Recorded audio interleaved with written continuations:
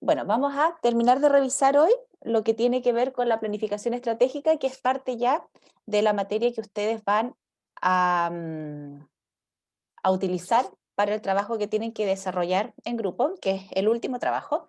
Ayer les subí la pauta y les subí también la rúbrica de corrección. Por ende, si ustedes se apegan a la rúbrica, no debiesen tener ninguna duda ni problema para poder realizar este trabajo.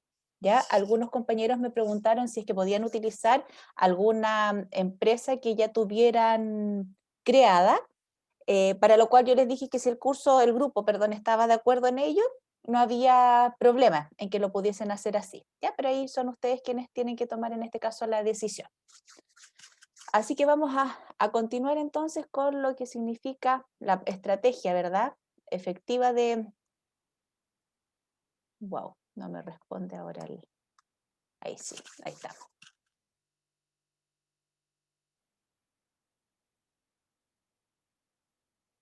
Habíamos visto, ¿verdad?, cuáles eran las estrategias, qué era una estrategia y qué no era, cuáles eran decisiones tácticas y cuáles en este caso son aquellas que nosotros necesitamos de pronto tomar de manera más inmediata y cuáles son las que tienen una visión más a largo plazo.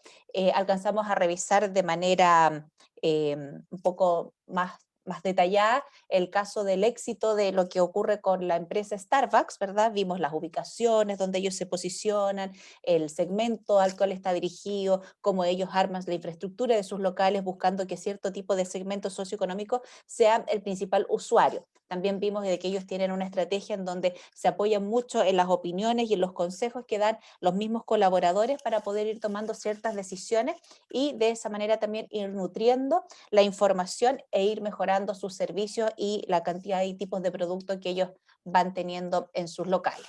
¿Ya?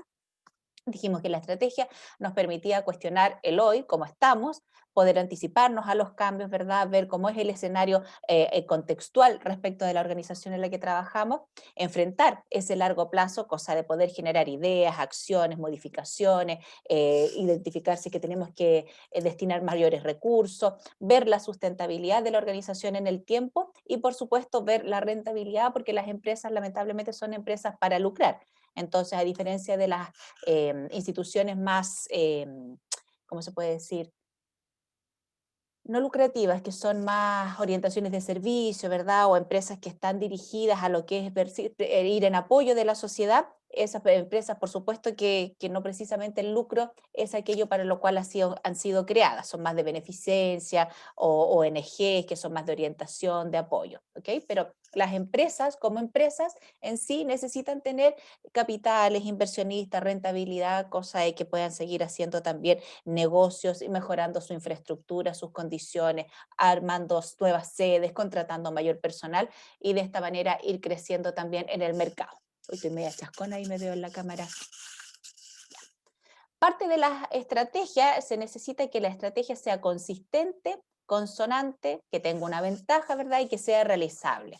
Para poder hacer eso, es súper importante contar con los líderes de las organizaciones, tanto los gerentes, los directivos, como los subgerentes o las jefaturas de área, porque ellos son los primeros impulsores de los cambios dentro de las organizaciones. Son, por así decirlo, el que lleva la batuta, ¿verdad? Para que la gente se adecue a las nuevas formas de trabajar y haga propias y haga carne todo lo que tiene que ver con algunos cambios, algunas nuevas definiciones. Muchas veces ocurre que cuando las jefaturas son resistentes a esos cambios y se oponen a las mejoras y a las modificaciones, los empleados o los colaboradores, por supuesto, que también van a tener una mala actitud frente a esos nuevos desafíos o esas nuevas estrategias. A mí me toca mucho ver en las organizaciones que de pronto desde gerencia general se hacen cambios de nuevas contrataciones, se traen nuevos talentos, personal más joven, gente más calificada en cuanto a conocimiento, y el jefe que es súper antiguo se pone resistente. Entonces empieza a sabotear el proceso de cambio, que esto no va a funcionar, que estas son tonteras que se les ocurren, son locuras que ellos hacen, están jugando como con nuestro tiempo, nos van a sobrecargar de nuevas actividades. Entonces, cuando los jefes empiezan a tener ese tipo de discurso, por supuesto que el colaborador inmediato se tiñe de esa negatividad y por muy positivo que pudiese ser ese cambio y auspicioso y con nuevos desafíos para todos, cuando la jefatura no tiene esa visión, claramente los colaboradores tampoco enganchan con el cambio y ahí es mayor la resistencia y es muy difícil implementar estas nuevas adecuaciones. ¿Ya? Son los jefes los que tienen que comunicar las estrategias, hacerse como parte de las tomas de decisiones, ir midiendo y registrando los progresos con el propósito de ver si va siendo efectiva o no esa modificación que la alta gerencia en este caso a veces define. ¿Ya? Ahora, ¿cómo definimos la estrategia? Justamente, espera, que está medio loco el computador hoy día. Está súper porfiado. Quiero ir atrás y no me funciona. Ahí sí. Entonces nosotros tenemos que ir dentro, si nosotros fuésemos cada uno de nosotros una empresa, tendríamos que identificar, por ejemplo, para poder definir bien una estrategia, cuál es la posición actual que nosotros tenemos y cuál es la posición a futuro que nosotros queremos alcanzar. Entonces tenemos que definir claramente cuál es el negocio que nosotros queremos tener, qué es lo que vamos a hacer, cuáles son los elementos competitivos, a quién nos vamos a dirigir, cuál es la posición dentro del mercado, quiénes son nuestros competidores. Y a partir de eso vamos a ir identificando una posición futura, cuáles son las posibilidades reales de éxito. Por ejemplo, pasa mucho que de pronto hay gente que dice, no, es que yo hago un sándwich súper rico, entonces voy a poner un restaurante solamente de sándwich y puro sándwich gourmet. Perfecto, pero pone un local, ¿verdad? Arma una cafetería súper bonita, pero resulta que tiene competencia en donde a lo mejor los costos son más bajos para los competidores, porque en vez de tener atención de público presencial, son un delivery. Entonces, no gastan en garzones, no gastan en mesas, no gastan en cierto tipo de mobiliario que requiere una cafetería y obviamente, pues sobre todo, por ejemplo, ahora en la pandemia, la gente solicitaba mucho, con mucha comida y muchos servicios a domicilio. Entonces, mucha gente que yo vi que justamente quebraron en esta situación de pandemia fueron los que tenían unas inversiones tremendas hechas con infraestructura de sus locales, versus todos los que eran pequeñitos y los que solamente tenían delivery, esos crecieron exponencialmente, aumentaron la dotación de personal, algunos abrieron una segunda sucursal, porque ahí hay una diferencia de acuerdo en el tipo de negocio, de acuerdo a las condiciones, por ejemplo, en este caso, ambientales, contextuales, económicas, sociales, que se fueron gestando estos últimos 9 meses. Entonces, ahí, por ejemplo, doy este ejemplo porque de pronto los emprendedores, si bien tienen todas las ganas de crecer y de avanzar, son un poco impulsivos y son poco analíticos respecto de las variables que pueden afectar el éxito o el fracaso de una determinada posición de un negocio. Entonces hay que armar una estructura, ¿verdad?, que nos permita ser sustentables en el tiempo, que nos permita rentabilizar y que nos permita competir, pero competir de manera en que salgamos ganando, porque muchas veces las personas elaboran planes de negocio y, bueno, cualquiera que tiene una idea quiere que su idea le funcione. Entonces, como quiere que su idea le funcione, se aferran a ello, por lo general están muy, pero no alcanzo a ver qué es lo que me escribieron en el chat. Se ponen muy ansiosos con tomar ciertas decisiones, muy impulsivos, se sobreendeudan, contratan personal, arman las tremendas infraestructuras y no, el negocio todavía no da como para poder hacer ese tipo de inversiones. Entonces siempre hay que tener como una matriz para visualizar, ¿verdad?, cuál va a ser la definición, cómo los vamos a componer, quiénes van a trabajar, cuál va a ser la misión y la visión de nuestro negocio para podernos proyectar en el largo plazo, cómo vamos a hacer el tema de distribuir o asignar los recursos, tanto administrativos y financieros, como también de capital y de recursos humanos. Y en base a todas esas tomas de decisiones, nosotros vamos creando valor. ¿Ok? Acá estoy proyectando un modelo de estrategia en donde ahí aparece, ¿verdad?, que lo importante es definir cuál va a ser el tipo de negocio que queremos montar. En este caso, ya pensando en el trabajo que ustedes me van a entregar, tenemos que hacer un análisis interno, ¿verdad?, y un análisis externo respecto de nuestra organización. El interno es hacia adentro, con quiénes contamos, cuáles son nuestros recursos económicos, los recursos humanos, las habilidades y las capacidades, cuál es el producto que queremos crear o el servicio, cuáles son las fortalezas y amenazas que tenemos, con qué nos encontramos internamente, cuáles son aquellas variables que nos van a apoyar a crecer y cuáles son aquellas que a lo mejor van a oficiar como una amenaza y van a restringir nuestro crecimiento o lo van a enlentecer. ¿Ok? Y después tenemos que hacer un análisis externo, que el análisis externo es justamente ver nuestro producto, nuestro servicio está en el mercado, a qué precio está, quiénes trabajan, quiénes lo consumen, qué variables pueden afectar o no también externamente que nosotros nos vaya o no nos vaya bien. Y una vez que nosotros tengamos esos análisis, vamos estableciendo nuestras ventajas y nuestra estrategia. Y obviamente que esa estrategia va a ser como el cimiento de una cultura organizacional, porque vamos a buscar ciertas personas para que trabajen con nosotros con cierto tipo de características que en el fondo se empapen de aquello que nosotros queremos llamar el corazón de nuestro negocio. Y por eso es tan importante definir y construir la misión y la visión y los valores organizacionales, porque en base a eso nosotros podemos elaborar planes de formación, de capacitación, de reclutamiento, cómo nos vamos a posicionar, por ejemplo, con nuestras redes sociales en un tema de marketing, qué es lo que queremos transmitir, cómo queremos que la gente nos vea, qué tipo de servicio quiere que la gente, no sé, pues nos compre. Muchas veces los emprendedores no tienen un solo producto, tienen varios, pero hay uno que es como el caballito de batalla, entonces ese es el que tiene mayor salida. Entonces, en base a eso, nosotros vamos definiendo cómo nosotros vamos a ir proyectando este negocio en el tiempo, ¿ya? Y también vamos a ir probando qué tipos de estrategias son las que van funcionando y cuáles son las que en realidad no nos están funcionando, porque no tienen el impacto que nosotros estamos buscando. Y el impacto hacia adentro y también hacia afuera. Entonces, para poder saber, tener ese dato, tenemos que ir controlando aquello que vamos, en este caso, es como ir monitoreando aquello que nosotros vamos gestionando. Y ese monitoreo no puede ocurrir una vez al año, tiene que ser periódico y constante. Entonces podemos decir, cada 3 meses nosotros vamos a ir monitoreando el avance de nuestros planes, de nuestras decisiones tácticas y también el avance de la estrategia que nosotros quisimos construir y es la que queremos en el fondo desarrollar. Aquí aparecen, por supuesto, algunas preguntas, ¿verdad? Que ya las he mencionado. ¿Qué tipo de negocio es el que nosotros tenemos? ¿Quiénes son nuestros competidores? ¿Con quiénes más estamos en este mismo rubro? El cliente, ¿a quién nos vamos a dirigir? Por ejemplo, acá en el sector de Placilla y Curauma ha crecido mucho el tema de la venta de alimentos a domicilio. Entonces, hay hartos emprendedores que venden las tablas de picoteo, sándwich, hamburguesa, cosas así, pisco sour y todo. Entonces, el otro día nosotros hicimos acá en mi casa como una, ¿cómo se puede decir? Como una prueba y compramos distintos tipos de trago a los distintos tipos de emprendedores. Y ahí nos fuimos dando cuenta que, por ejemplo, hay un producto que es mucho más caro porque es más aromático, tiene una calidad premium, tiene un sabor, una presentación, todo que es como más bien ABC1. Por ende, ese emprendedor se dirige a ese segmento socioeconómico con su producto, ¿ya?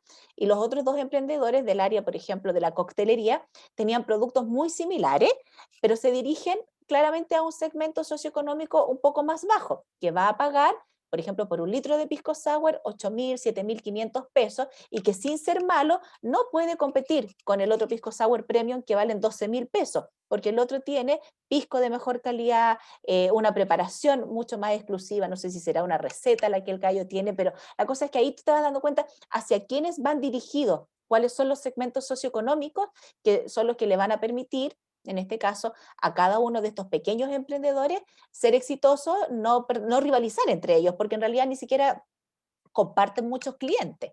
Y también hay que pensar en que es una comunidad de 70.000, 80.000 personas, en donde mucha gente está comprando, en este caso, como decía hace un ratito atrás, comida a domicilio, cóctel también para el fin de semana, entonces probablemente a todos les está yendo muy bien.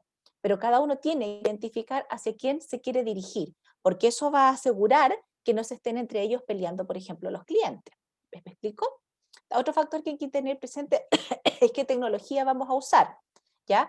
Cómo vamos a invertir en ese recurso que es tan importante, no solamente en términos como, profesora, cuando el presidente de esta empresa y el plan de ejecución que tenemos que hacer, lo tenemos que hacer en el contexto actual o en este contexto de pandemia. Yo creo que la empresa que tienen que crear, tienen que pensarla en que, claro, surge dentro de este contexto de pandemia, pero que la idea es que se proyecte y que avance a una situación de transición, ¿ya? Entonces tienen que buscar algún tipo de negocio que no solamente funcione en pandemia, sino que sea auspicioso para más adelante, ¿ya?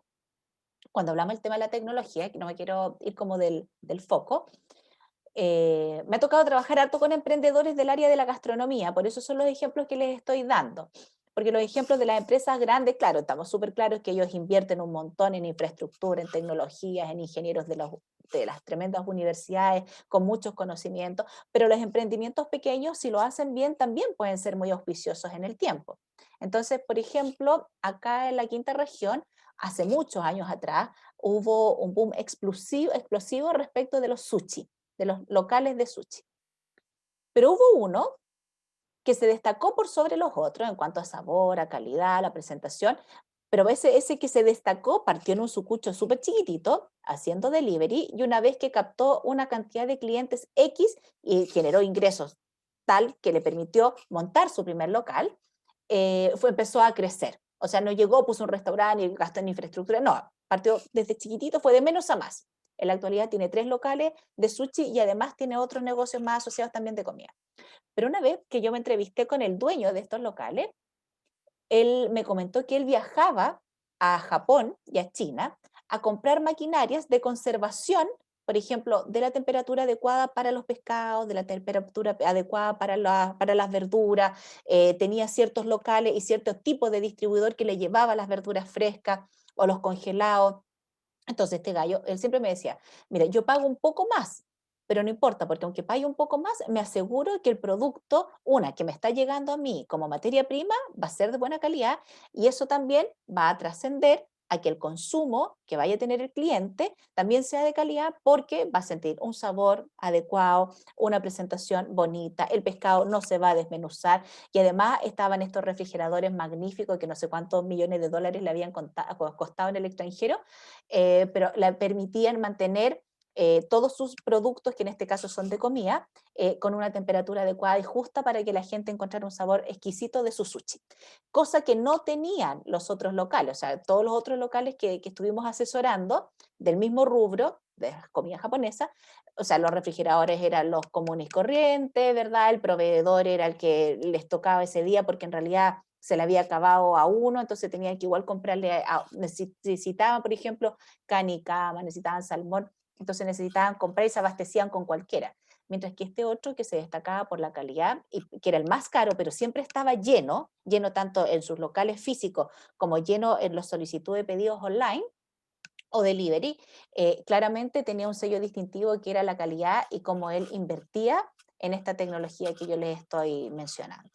Y era alguien que en este caso sabía cómo tener bien acotados sus productos y sus servicios. O sea, si él tenía locales de sushi, era de sushi, no mezclaba cosas. Después puso un local de hamburguesa, que al cual le va súper bien también hoy en día, pero los separó. En ningún minuto tuvo que fusionar, o sea, no metió hamburguesas en el negocio del sushi. No, esperó a que fuese su oportunidad para poder tener este otro tipo de negocio. Bueno, en la actualidad, con el tema de la pandemia, él se tuvo que también flexibilizar y tiene algunas promociones, por ejemplo, online, en donde la gente puede solicitar tanto las burgers como el sushi. Pero a mí siempre me ha llamado la atención ese emprendedor porque es bien minucioso, es bien detallista, es bien preocupado y en realidad que cuando tú lo visitas en sus locales físicos te das cuenta que la calidad en la atención, la presentación de sus tragos, la presentación de los platos, todo está como mínimamente pensado para que la experiencia del usuario, que en este caso es un tema súper sensible, que es de comida, sea lo más satisfactorio posible. ¿Ya? Ahora, cualquier negocio, cualquier emprendimiento tiene que también tener un análisis de un entorno general. Tiene que saber cuáles son las tendencias demográficas, quién consume qué. Por ejemplo, hoy en día los chiquillos de 15, 16 años consumen cierto tipo de productos en el mercado que es muy diferente a lo que consumen ustedes, a diferencia de lo que consumen los de 30, a diferencia de los que consumen los gallos de 40. Entonces, el emprendedor o el empresario tiene que saber distinguir que su producto va a estar obviamente orientado y definido a cierto sector sociodemográfico, por temas económicos y por un tema de, ¿cómo se puede decir? También de preferencia, en este caso del usuario o preferencia del cliente. ¿Ya? Tendencias culturales, qué es lo que está de moda, cambios tecnológicos, hoy en día no sé, pues, habían hartas cosas que antes se utilizaban, que hoy en día ya no se utilizan, porque en realidad la tecnología lo ha ido dejando de lado. Por ejemplo, el tema de la ropa, pasa mucho de que hay ciertas marcas que para ser un poco más taquilleras utilizan, por supuesto, a personajes, ¿verdad?, de la farándula, ya sea nacional o extranjera, o a deportistas, para poder captar nuevos clientes y que la gente diga, ah, yo me lo voy a comprar porque tal persona lo compra y lo usa y le hace publicidad y dice que es un buen producto, que no se le echa a perder, que tiene buena durabilidad en el tiempo, que más encima tiene una garantía extendida. Entonces, son todas esas las variables y condiciones que los empresarios o los emprendedores tienen que ir manejando para poder tomar ciertos tipos de decisiones de los productos que van a sacar al mercado y que quieren que permanezcan, ¿ya? Por ejemplo, la Coca-Cola, todos sabemos que la Coca-Cola es única, no le hace peso ni la Coca Light, ni la Coca, ninguna de las Coca que no sea la Coca-Cola normal, que tiene un sabor específico, ni la Pepsi, ni ninguna otra empresa que tenga una bebida cola dentro de su stock de productos le puede hacer competencia a la marca Coca-Cola. ¿Sí? O sea, hay secretos de por medio que obviamente nunca nos vamos a enterar, pero que son los que aseguran el éxito de un determinado producto que puede lograr y hacer millonario a un empresario. ¿Ya? Ahora, al igual que cuando hablaba hace un ratito atrás, el análisis externo nos permite descubrir amenazas, oportunidades, comprender mejor la naturaleza de la competencia de un tipo de industria, ¿verdad? Tomar ciertos tipos de decisiones para poder mantenernos en el tiempo, para poder estar más informados respecto de las nuevas tendencias y también nos permiten identificar las posibilidades de poder tener mejores utilidades, en este caso, ser mucho más rentable nuestro negocio. ¿Okay? Hasta el momento, de las cosas que hemos revisado, ¿verdad? Tenemos todas estas, que ya las acabo de mencionar hace un ratito atrás, que revisamos la semana pasada, así que voy a avanzar con esa diapositiva. Acá ustedes tienen otro, van a encontrar en el PowerPoint varios ejemplos de distintas experiencias respecto de modelos de estrategias que obviamente van orientados a temas de recursos, temas administrativos, inversiones de desarrollo en tecnología, gestión general, administración del recurso humano, que son aquellos modelos de ejemplo que les debiesen servir a ustedes para poder armar también sus planillas y sus futuras empresas. Traten de pensar a lo mejor en alguna empresa que realmente tenga cabida en el mercado más adelante. Estoy segura que más de alguno de ustedes debe tener la idea de que quiere ser alguna pyme o tener algún emprendimiento. Entonces a lo mejor esta experiencia les puede servir como para por lo menos tirar línea de cómo pudiese gestarse en el futuro esa idea de negocio. ¿Ok? Ahora, el análisis interno, como decía hace un ratito atrás, es el que nos tiene que permitir a nosotros identificar internamente como equipo de trabajo nuestras potencialidades.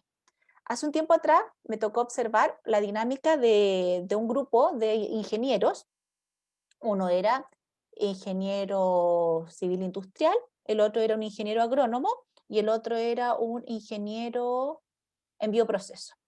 Y estas tres personas se unieron para generar una empresa de ingeniería de distintos tipos de servicios que fuesen como en apoyo y en ayuda de grandes industrias, también de pequeños empresarios, para hacer cosas desde ductos de ventilación, instalación de césped, construcción perdón, de obras menores, todo ese tipo de cosas. Pero, ¿cuál fue la falla de ese equipo? Que no hicieron este análisis, ¿verdad? Minucioso y acucioso, tanto de los factores externos como de los factores internos. Entonces llegaron y se lanzaron nomás. Entonces empezaron a vender, a contactar clientes, empezaron a salir a terreno, les salieron algunos proyectos, empezaron a generar actividades, pero en el camino, como que de los tres, dos se fueron desinflando. Po. Claro, porque para poder tener una empresa hay que tener una necesidad y un motor y una motivación de querer sacar adelante todo lo que implica estrategias de venta, estrategias de visita a terreno, planificación, endeudarse en los bancos para poder armar algunos proyectos. Entonces, finalmente de los tres, era uno el que tiraba todo el carro todo el tiempo y ese en algún minuto ya no dio más abasto para poder hacer más actividades solo, porque en realidad era como gerente general, gerente de administración, gerente de compra, más encima le tocaba ir a terreno también a participar de los proyectos. Entonces, cuando ellos llegaron aquí a la asesoría conmigo, lo primero que yo les pregunto cuáles son como las instancias, las iniciativas, los análisis, las motivaciones, los puntos de convergencia entre ellos tres, los puntos de disonancia, y no tenían nada de eso, nada de eso. Entonces, habían partido como de atrás para adelante, en vez de empezar a conversar y a dialogar quién iba a hacer qué, definir los roles, tener un orden, un control entre ellos, llegaron y se lanzaron nomás. Entonces no tenían muy claros cuáles eran como equipo profesional su fortaleza y cuáles eran sus debilidades. Tampoco supieron establecer ciertos tipos de estrategias para explorar el ambiente y para poder competir con aquellos que tenían obviamente el mismo tipo de negocio que ellos, porque cuando ocurren estas crisis a nivel socioeconómico, aparecen muchos emprendedores y los que más... Ah, alguien pregunta qué local es. ¿Quieren saber lo del sushi? Que prenda el micrófono mejor la que me está preguntando, y que es la María Fernanda Ferreira. Sí, profe, que lo Ah, cargué ahora. es el Sushi Home, Ah, ya. Gracias, profe. el Sushi Home y el Burger Home.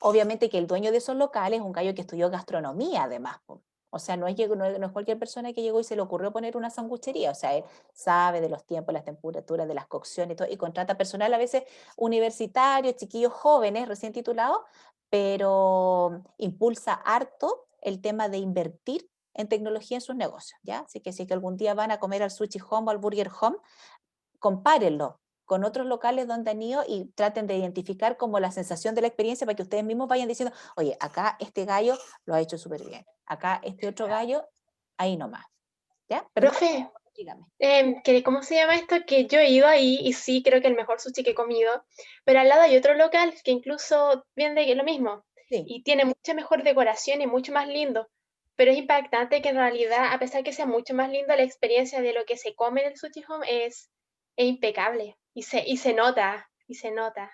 sí. Ahora Pero, que lo dice, me causa mucha como razón y quedo como muy impactada.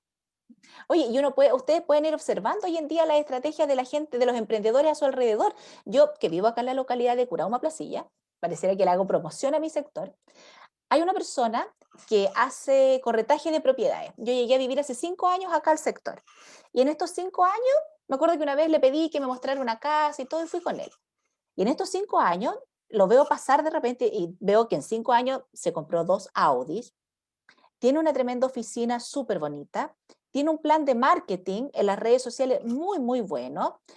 Con un primo que trabaja con él, armaron también una empresa de marketing y entonces tienen estos drones que sacan las fotos desde arriba a la propiedad y que se pasea y toda la cuestión. Entonces, cuando tú te metes a la página de él para ver propiedades, es como, es un lujo, po. Y ahí, y tú visitas, porque yo hasta eso he hecho, visitar corredores de propiedades del mismo sector, con el mismo tipo de propiedades, pero tú abres la presentación de la página web es diferente. La acogida cuando tú llamas y solicitas un servicio es distinta. La presentación de las propiedades, ya sea para venderlas o para arrendarlas, es completamente diferente. Entonces ahí tú dices, hay gallos que son súper visionarios, que son súper inteligentes, o que le saben dar el palo al gato y que son minuciosos para armar sus negocios y hacerlos una cosa exitosa. Porque para aquí estamos con cuestiones. Ustedes, bueno, estudian negocios, yo no, pero yo lo observo en cuanto como a las habilidades que la gente tiene. Y hay algunas personas que son súper habilosas y proyectan algo que realmente todos queremos comprar.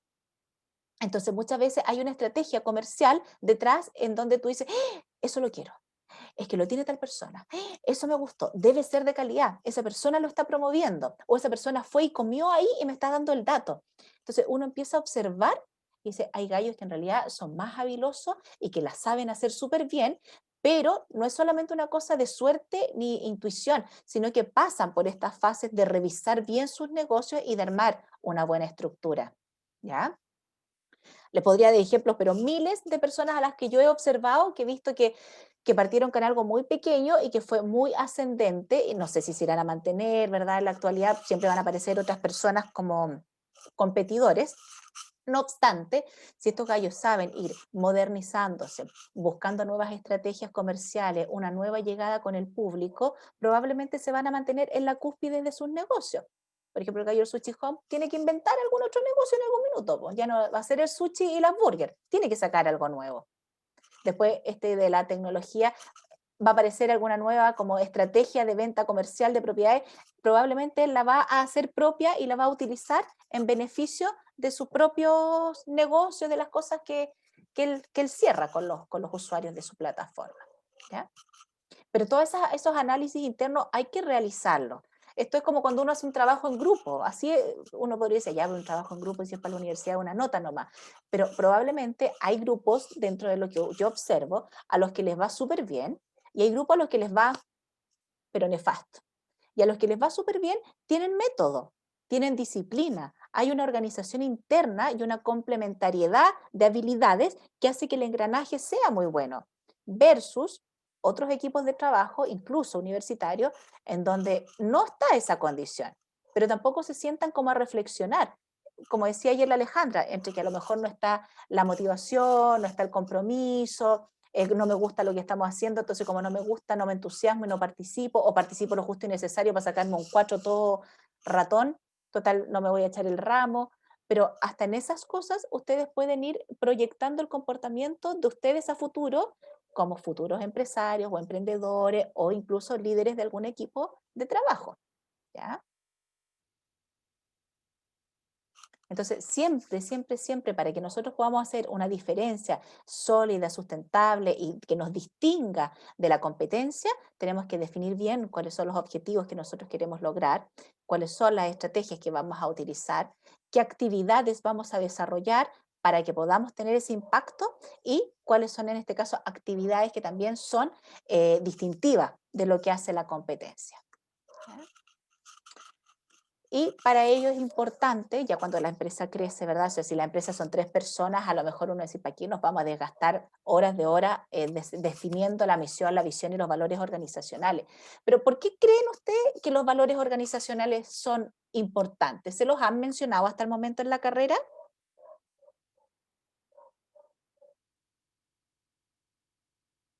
Yo no lo he escuchado. ¿No? Chiquillas, denme un segundo.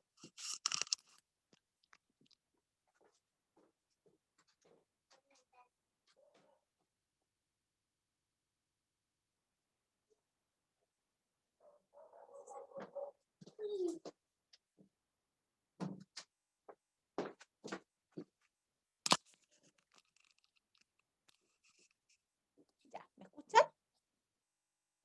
Bueno, los valores, Sí. ya, qué bueno. Los valores organizacionales son cosas como, a ver, es como medio filosófico, pero están vinculados a temas que pueden ser valores personales también. Por ejemplo, el valor de la honestidad, de la orientación al servicio, del cuidado de las personas, de la inocuidad de los alimentos, pero son aquellas estrategias o competencias, ¿verdad?, que son observables por las personas, pero que dan cuenta de que hay algo que nosotros como grupo humano de una organización nos distingue y nos define.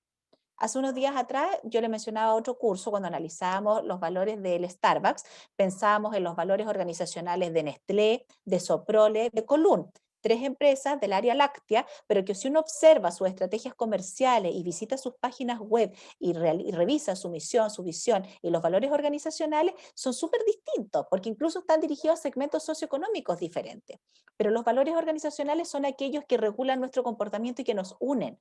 Es decir, si el valor principal en mi organización es el respeto por las personas, eso significa que nosotros como grupo humano tenemos que respetar a las personas. Entonces, no nos vamos a tratar a garabato, no nos vamos a andar descalificando, no nos vamos a andar chaqueteando, ¿verdad? Ni acerruchando el piso entre nosotros, porque eso no es parte de estos valores organizacionales. Entonces, los valores regulan el comportamiento y permiten que, así como hablamos de las competencias para poder reclutar a algunas personas, también esos valores permiten enfocar cuál es el esquema valórico que nosotros queremos acoger de cierto tipo de personas. ¿Queremos gente honesta? Sí. ¿Queremos gente creativa? Sí.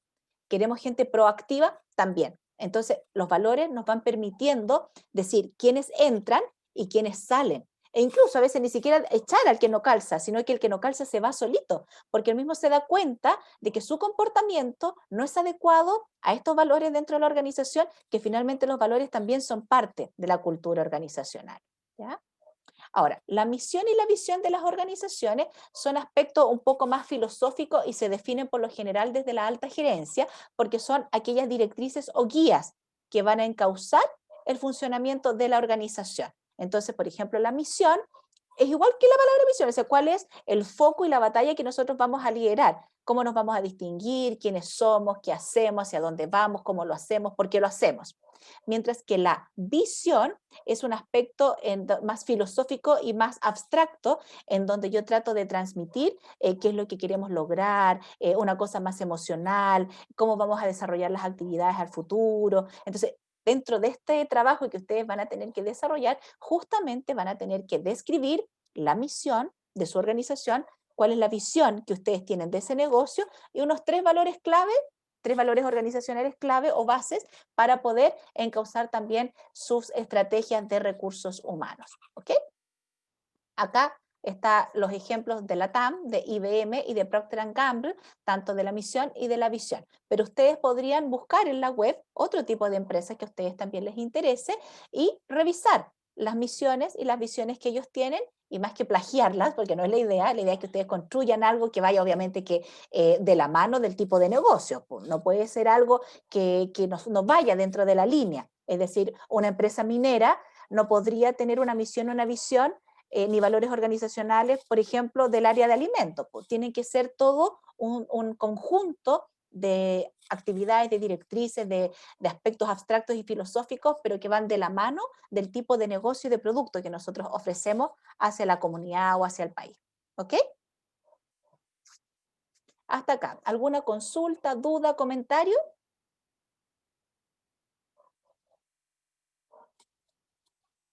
¿No? ¿Queda todo clarito? Sí, profe, queda todo claro. Ok, muy bien, me alegro. Bueno, chiquillos, entonces siendo 1:15 de la tarde, vamos a quedar hasta acá porque esta era la última parte de lo que era planificación estratégica y ya la próxima semana vamos a ir reforzando algunos temas. Me interesa que no dejen para el final su trabajo, ya la pauta, la rúbrica está en el aula virtual y vayan empezando ya a crear qué tipo de negocio quieren constituir, cómo lo van a hacer, porque en realidad cuentan con 2 semanas para entregarme eso como insumo para tenerlo para evaluar y tengo que darles yo también las fechas de presentación de este trabajo, ¿ok? Ya, profe. Ya chiquillos, que tengan un bonito fin de semana entonces, no sé si van a poder descansar, pero aprovéchenlo, todavía son jovencitos, después ya van a descansar y van a disfrutar. Así que estén súper bien, cuídense harto, un besito. Chao, profe, gracias, que esté bien. Chao, cuídense Adiós, mucho. profe, cuídense. Chao, cuídense igual.